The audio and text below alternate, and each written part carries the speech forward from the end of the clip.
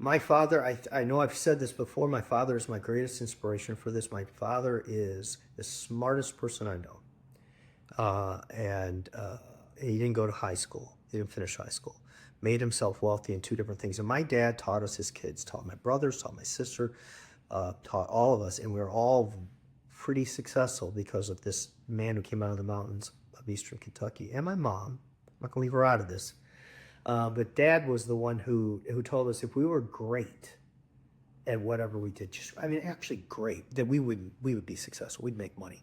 So my dad owned service stations, and he would routinely win the Shell owner operator of the year. He'd win the award. When nobody would win it twice, he won it 7 times.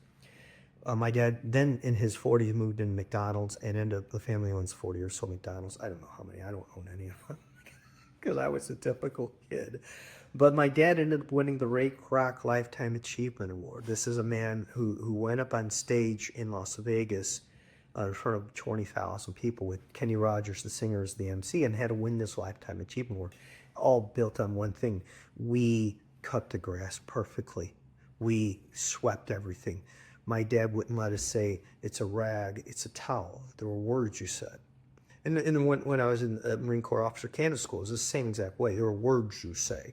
You don't say that's a wall, it's a bulkhead. You don't say that's a hat, it's a cover. And you learn precision in everything you do. And if you can learn that, then you're great. And the thing that drives me is the greatness.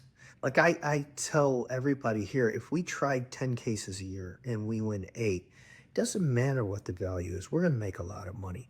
But every single defendant will say, I don't want to go in that courtroom.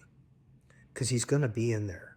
And his team's going to be in there. They're going to be waiting for us. They're not going to walk away. They're not going to take a low cut. They're going to stand there. And if we lose today, we'll get up, we'll learn those lessons, and we'll do it again tomorrow and next day. I mentioned on another one of these clips that I brought Dan in. I brought Dan to this firm because he thinks exactly the same way I do. Dan is a brilliant guy. Andrew joined us maybe a year and a half ago. Before he switched sides, Andrew's last trial, he won a prestigious award in Missouri for it because it was it was on the defense side. And he said, I've had enough of this, and he joins us. Holly is a WashU law grad. Holly, if you go in her office, everything is precise. She makes no mistakes. Dan makes no mistakes. The people who work here, from Erica to Tony to Sam to you, to every single person here, you have to understand, if you want to stay here, you have to want to be great at your job. Everything else will follow. Money will follow. Respect will follow. But you get up, you put your tie on. If you wear one, you don't have to. But you think, I am going to do everything I have to do to win. Now, here's the last part of this. We lost a case once a couple years ago. I remember Erica walked out of the courtroom with me, and she kind of teared up. And I looked at her and said, what's wrong? And she said, well, I'm not used to losing, and I thought we should win. And to me, the fact that she cared that much mattered. But I looked at her, I said, okay, what mistakes do you think we made? And we did make one or two. Everyone does. Anyone who says they don't, they're not learning. What mistakes do we make? And she pointed out 2, and I pointed out 1. I said, do you think that would change the outcome? She said, no. And I said, I don't think so either.